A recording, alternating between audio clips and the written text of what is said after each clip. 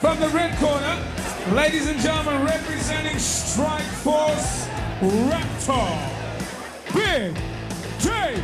Roberts! Until recently, Dave Roberts was fighting fit.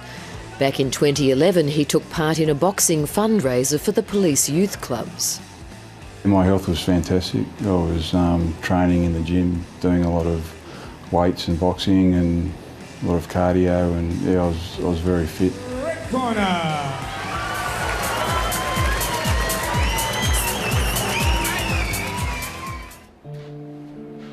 Now he can barely walk, his body ravaged by an aggressive form of cancer diagnosed in April. I had a diagnosis of diffuse large B-cell lymphoma. But unfortunately the attempts to cure the lymphoma through chemotherapy for me hasn't worked. So they've tried different levels of chemotherapy, 3 different levels, and all 3 of them have failed. When are you going to go to get this new infusion? I don't know. Now I guess you look at him and he's a completely different person physically from what he was like before.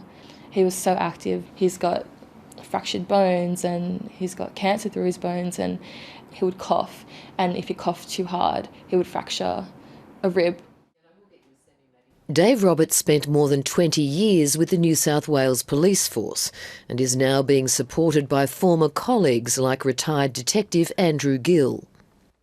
I'll do what I can, anything that we can do, and I know that everyone who knows him feels the same way.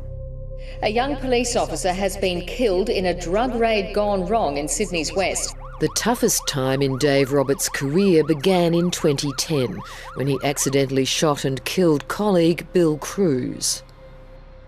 The inquest into his death has identified serious shortcomings in the actions of police that day.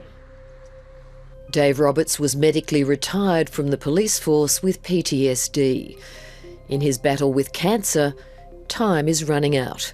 But there is still one option. It's a new form of immunotherapy treatment called Kymriah. Is basically a form of living drug where the patient's own immune cells, the T cells, are taken out of their body. They are engineered to find and hunt down and destroy the tumour cells and then give them back to the patient. So it's a way of supercharging the patient's own immune system to destroy their cancer. Cancer biologist Darren Saunders says the groundbreaking therapy has shown impressive results. It has enormous potential. It's got an enormous proven benefit already in some cancer types. And so, you know, for particular leukemia and lymphoma types, it has proven benefit for large numbers of people, not for every patient that has the disease. My doctors stated with all certainty that this drug is basically my only hope of survival. But there's a problem. This cutting-edge treatment is approved for use in Australia, but it's not yet funded by the government for people with Dave's form of cancer. It would cost him $500,000. I took it upon myself to write a letter to Mr Hunt, the Minister for Health. I just said, you know, this is the situation we're in, and this is something that could really help him, and we would really love access to it. And you know, it's not just us, but it's so many other people as well. A spokesperson for the Minister for Health told 7:30 the Medical Services Advisory Committee is currently considering an application from Novartis to expand access to Kymriah.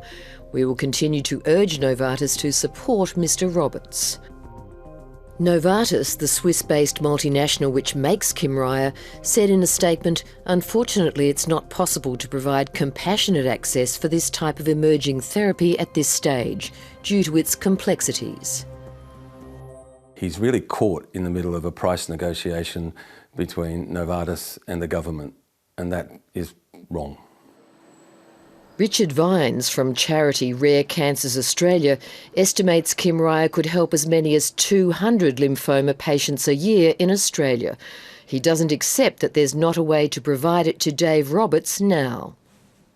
Complexity be damned, it's treatable, and we should have a mechanism. Now that may be the government agreeing to a pilot program, it may be that the company agreeing to a low upfront cost to get the drug, to get the treatment into the community and available to the people who need it. It just requires two sets of people focusing on the patient and not bank accounts. You can see my feet are so swollen. Novartis is also exploring whether Dave would be eligible for any clinical trial programs. You can't put a price on life. It's a very complex ecosystem that we're dealing with here. So, I have some sympathy for the health department. I have some sympathy for the drug companies here trying to find a solution to this problem where they're building some very effective therapies.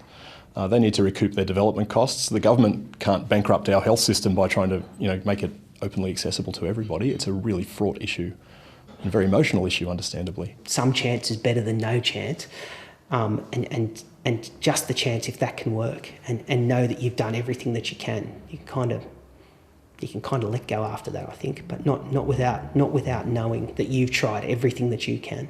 We've now got a little bit of light at the end of the tunnel, but it's still kind of a dead end because we can't actually get there. It's kind of like it's so close, but so far, and yeah, we're really pushing for this to happen now.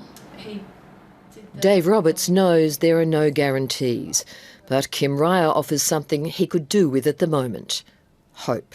But it does give me a lot of hope, where I can, hope to be with my family for a longer period of time. There is a time limit on this. It's really a race against time.